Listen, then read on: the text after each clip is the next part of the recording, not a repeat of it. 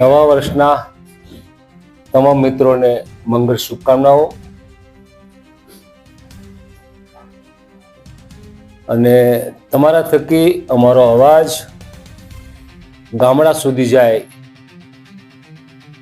રોજગારી મેળવતા મજદૂરો સુધી જાય, ખેડૂતો સુધી જાય, એ માટે અમે પ્રયત્ન કરીએ છીએ ને સવિશેષ તમારો પ્રયત્ન મળશે, ફળશે તો લેખે લગાશે. ખાસ કરીને આ ભારત સરકારે હમણાં જ સંસદની અંદર મનરેગા યોજનાનો જે ઢાંચો હતો એ ઢાંચા થકી ગામડામાં છેવાડાના ગામ સુધી રોજગારી, જેને મજૂરીની જરૂર છે એવા ઈસમને મજૂરી મળી રહેતી હતી, એમાં ફેરબદલ કરીને આખી યોજનાનું નામ બદલી કાઢ્યું છે. તમે સુવિદિત છો કે આ અંગેનું ફંડ અગાઉ ભારત સરકાર આપતી હતી. હવે જે તે સરકારનો પણ ફાળો રહેશે ત્યારે આ યોજના કેટલી સફળ થાય એ આપણે વિચારવાનું રહે. પણ મૂળ તો જેને રોજગારી જોઈએ છે સ્થાનિક કક્ષાએ, અને એના ઉપર આ એક કઠોરાઘાતસમ નિર્ણય લઈને ભારતીય જનતા પક્ષના વહીવટકર્તાઓએ જેને રોજગારી મળતી હતી એ રોજગારી ઉપર તરાપ મારી છે એમ કહીએ તો ખોટું નહીં. મહાત્મા ગાંધી રાષ્ટ્રીય રોજગાર યોજના, અને એ યોજનાને અમલમાં લાવવા માટે દેશના સર્વોચ્ચ માણસોએ વિચાર મંથન કરીને સર્વની સંમતિ લઈને જ્યારે કાયદો બનાવ્યો હતો, અને એ કાયદા થકી જે રોજગાર મેળવે છે એને અધિકાર મળતો હતો, એ અધિકાર છીનવાઈ રહ્યો છે.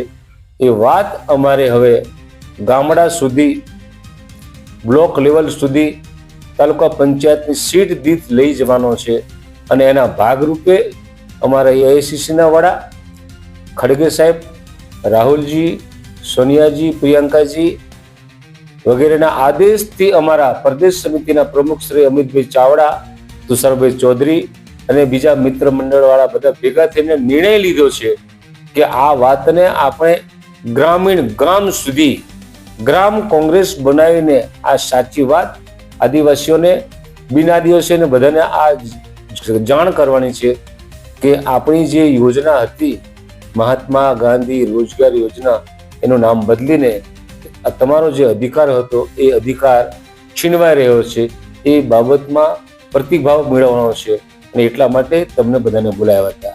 આપણે સૌ જાણીએ છીએ કે ખાસ કરીને છોટાઉદેપુર જિલ્લો હોય, બાજુનો મધ્યપ્રદેશનો અલીરાજપુર હોય, કે આ બાજુ દાહોદ તરફનો ભાગ હોય, આ બાજુ નર્મદા તરફનો ભાગ હોય, એ આદિવાસીઓ મોટે ભાગે મજૂરી અર્થે વિકસિત વિસ્તારમાં એટલે કે કચ્છ, સૌરાષ્ટ્ર તરફ અને સુરત તરફ જ્યારે જાય છે, અને એનો જે ધસારો થોડો ઓછો થયો હતો, અને ફરી પાછો આ યોજના જ્યારે એને ટૂંકી કરી છે, ગળત ટૂંપો દીધો, ત્યારે આ રોજગારી મેળવવાનો પ્રશ્ન, જેને રોજગાર જોઈએ છે એના ગળે ટૂંપો દેવાયો છે, ત્યારે કોંગ્રેસ આ વાતને ઉજાગર કરીને ગામડા સુધી લઈ જવાની છે.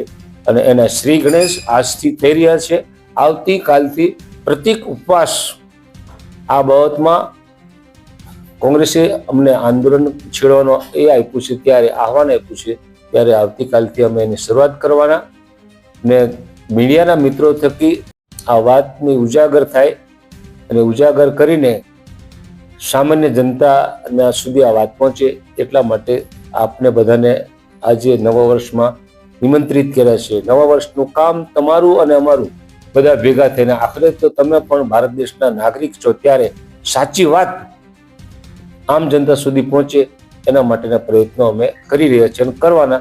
તમે પણ તમારો સાથ સહકાર આપશો તો સોનામાં સુગંધ પડશે. પ્રભારી મંત્રી દ્વારા છોટાઉદેપુર પ્રેસ કોન્ફરન્સ કરીને 125 દિવસની રોજગારી આપવાની વાત કરી, અને અમે એક બાજુ કહો છો કે રોજગારી છીનવાની વાત, કઈ રીતે?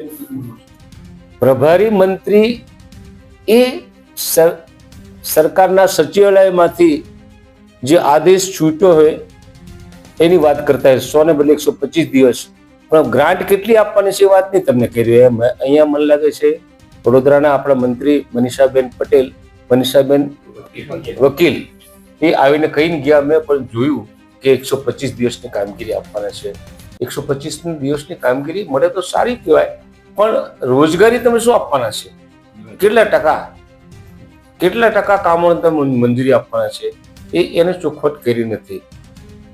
ટૂંકમાં લાંબા સમયથી અમે જોઈ રહ્યા છે કે ભારત સરકારમાં અગાઉના વર્ષોએ બનેલી જે યોજનાઓ છે એ યોજનાના નામ બદલીને એમણે પોતાના નામ પર ઓકે કરવા માટે આ પ્રયત્નો થઈ રહ્યા છે અને પ્રજાને ભ્રમિત કરવાનો આ એક એમનો વિચારસરણી છે. અને એનાથી જાગૃત થાય, હવે યુવાનો જાગૃત થયા છે ત્યારે અમે આ વાતને ગામડા સુધી લઈ જવાના છે. પહેલાની જે યોજના હતી અને હાલની જે યોજના છે એમાં તફાવત શું? પહેલીની જે યોજના હતી એ જે તે ગામની અંદર જ એમને મજૂરી મળતી હતી,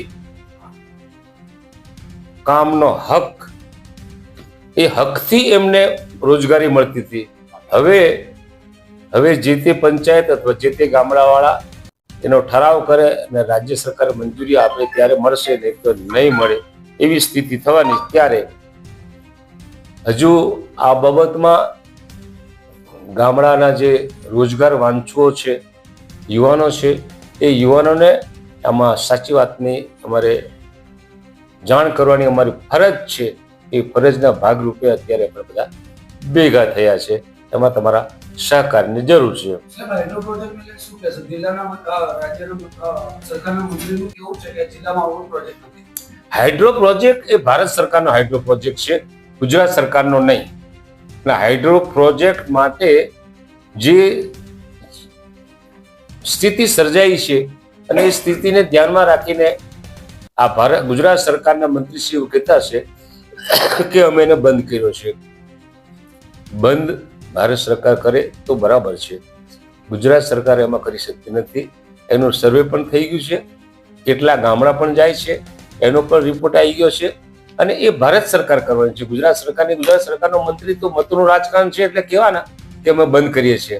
અને બંધ કરવાનું જો કહેતા હોય તો ગુજરાત સરકારનો એક પ્રેસ છે પોતાની, એ પ્રેસ મારફતે અને ભારત સરકારના જે નિયમો ઘડાય છે એના અધિનિયમ ઘડેલું પરિપત્ર અમને બતાવે કે અમે બંધ કર્યું છે.